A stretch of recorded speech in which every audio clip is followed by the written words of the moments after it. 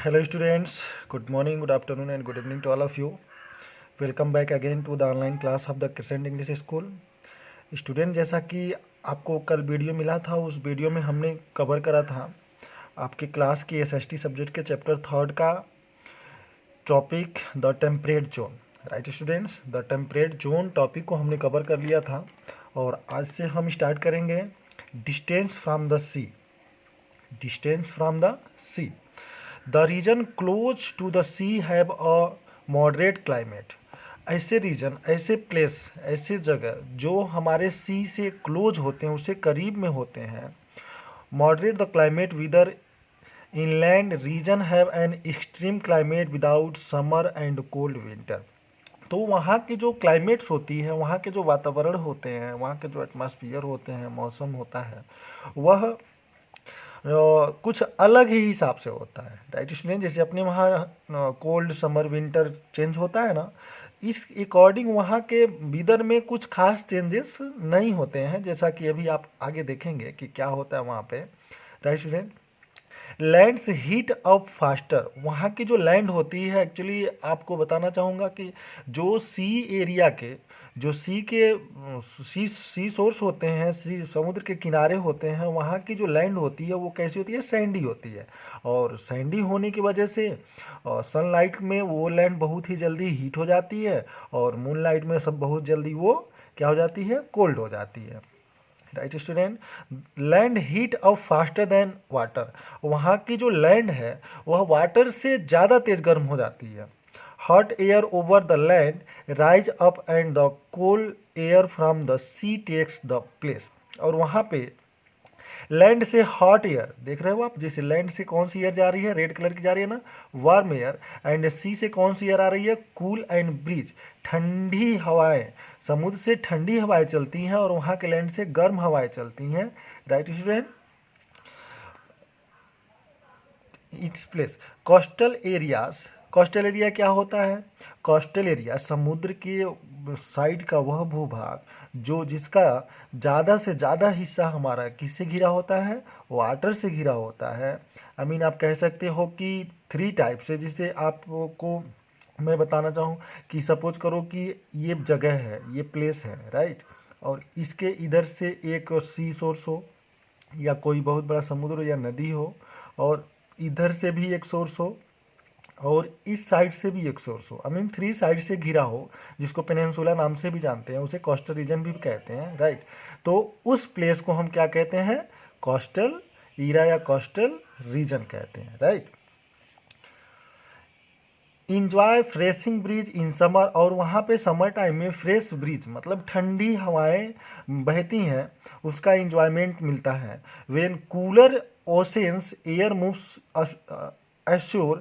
This is the reason why Delhi, which is located much away from any sea, has an extreme climate, and Mumbai, which is located on the western coast of India, has a moderate climate.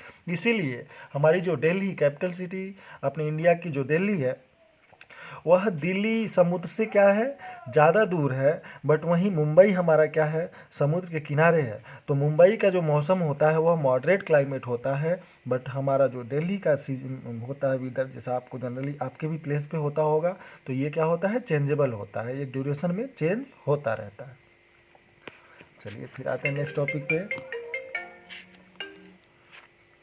So students, come on to page number 18 and topic is high above the sea level. Do you know why people go to hill station? क्या आप जानते हो कि लोग hill station पे जाना क्यों पसंद करते हैं, क्यों जाते हैं?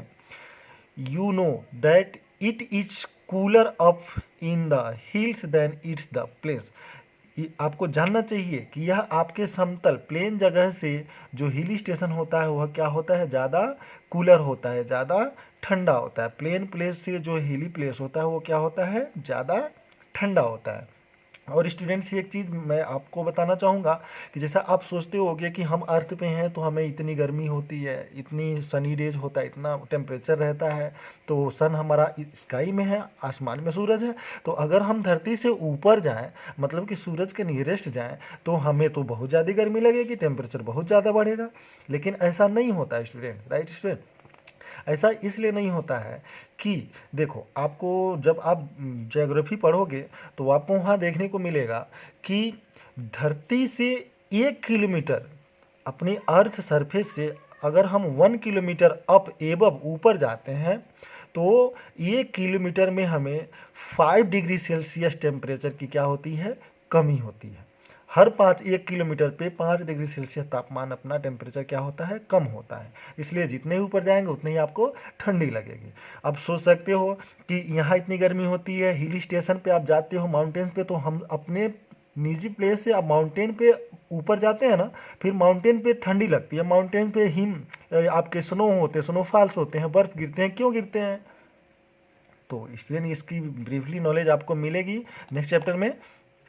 सो चलिए लेट स्टार्ट करते हैं अपने टॉपिक को। Cooler up in the hills then it in the plains, even if the two place are the same distance away from the equator, the higher you go, the colder it becomes. The peak of high mountains are covered with snow throughout the year. Thus, the higher a place is from sea level, the colder is its climate. तो student चलिए आगे बढ़ते हैं, आप समझेंगे, इसको study करेंगे। आपको कोई डाउट्स होगी तो आप कमेंट बॉक्स में जरूर कमेंट करेंगे। नेक्स्ट आता है टॉपिक अपना wind. Winds tend the flow in particular direction in different parts of the world. They may be hot, cool, or full moisture depending on where they comes from. For example, the monsoon winds from the Indian Oceans and Arabian Seas bring rain to large part of India. The hot winds from the desert make Delhi very hot during summer. Thus, the climate of an area is affected by the wind. और wind से हमारे जो ये अपना climate होता है ये effective होता है स्टूडेंट। जैसे कि जब हमारी हवाएं आती हैं कहाँ से, आपकी जब हवाएं मॉइस्चर उसमें होता है, नमी होती है, वो हवाएं कहाँ से आती हैं, अरेबियन सी से, अरब सागर से होती हुई जो हवाएं आती हैं उनमें नमी होती है, मॉइस्चर होता है। इस वजह से हमारा क्लाइमेट क्या होता है, ठंडा हो जाता है, विंटर सीजन आती है। बट वहीं मानसून सीजन में हवाएं किधर से आती हैं, डेजर्ट से। डेजर्ट मतलब रेगिस्तान, जहाँ पे ढेर सारे रेत होते हैं, बालू होते हैं, वहाँ पानी की मात्रा बहुत ही कम होती है। तो आपके समर सीजन में ये हवाएं कहाँ से आती हैं, डेजर्ट से आती हैं। और इसीलिए the desert make Delhi very hot during summer. इसीलिए डेजर्ट जो अपना सपोज राजस्थान है, एक ये यहाँ पे भी डेजर्ट है, तो दिल्ली अपना जो सिटी है, कैपिटल सिटी दिल्ली है, ये समर सीजन में क्या हो जाता है, बहुत ही हॉट, वहाँ बहुत ही गर्मी पड़ने लगती है। दस the climate of an area affected by the wind. इस तरह से किसी एरिया का क्लाइमेट हवा से भी क्या होता है, अफेक्टेड होता है। राइट स्टूडेंट, चलिए नेक्स्ट टॉपिक आपका आता है humidity. At times during the hot summer day you sweat a lot. आप गर्मी के दिनों में आपको क्या होते हैं, बहुत ढेर सारे स्वीट पसीने आते हैं। इस तरह से this happen because the atmosphere has a lot of water vapour in it and we say the humidity is high. और इस तरह से कह सकते हैं कि एटमॉस्फियर जो हमारा होता है उसमें लॉट ऑफ ह्यूमिडिटी होती है, और इस तरह से आप ये भी कह सकते हो कि ह्यूमिडिटी होने की वजह से हमारा वहाँ वेदर क्या होता है, बहुत ही हॉट होता है, humidity is high.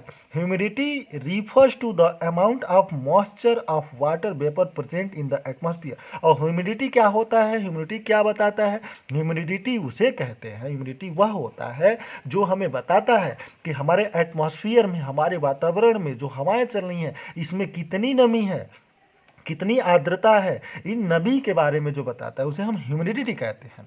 Coastal region are always more humidity than island region because winds blow over the sea collects a lot of moisture in it. और जो कोस्टल रीजन होते हैं, जैसा कि मैंने आपको बताया कि वह जगह जो 3 साइड से पानी से घिरा हो, उस जगह पे हमेशा ह्यूमिडिटी वाला वेदर बना होता है। रीजन क्या है, क्योंकि वहाँ की जो भी हवाएं होती हैं वो सी से टकरा के, समुद्र से टकरा के आती हैं, इसलिए उन हवाओं में नमी ज़्यादा होती है, इसलिए कोस्टल रीजन पे हमेशा ह्यूमिडिटी बनी रहती है। This explain why Kolkata is more humidity than Delhi. और यह इसलिए होता है, जैसा कि आप जान सकते हो कि कोलकाता में दिल्ली से ज़्यादा ह्यूमिडिटी होती है, बिकॉज ऑफ दैट कि कोलकाता के बगल में ही हमारा सागर है, और कोलकाता किस रिवर के साइड बैंक पे बसी हुई है, हुगली नदी के किनारे बसी हुई है, राइट स्टूडेंट। और दिल्ली में कोई बड़ा महासागर नहीं है, वो किसी सागर से क्लोजर नहीं है, इसलिए दिल्ली का जो वेदर होता है बहुत ही हॉट होता है, और कोलकाता का, जैसे कोलकाता हुआ या फिर मुंबई हुई, यहाँ का वेदर जो होता है वह बहुत ही ह्यूमिडिटी वाला होता है, उस वहाँ के मौसम में बहुत ही नमी होती है, आर्द्रता होती है, राइट स्टूडेंट। सो इस तरह से हमने चैप्टर 3 को कवर कर लिया है। If you have any doubts, अगर आपको कोई डाउट्स हो, आपको कोई टॉपिक समझ में ना आया हो, प्रॉपर समझ में नहीं आया हो, तो आप कमेंट बॉक्स में जाके कमेंट कर सकते हैं, जिससे कि मैं आपके लिए पर्सनल एक वीडियो कंपोज कर दूंगा, right student. So now thanks, फिर मिलते हैं नेक्स्ट वीडियो में। Have a good day.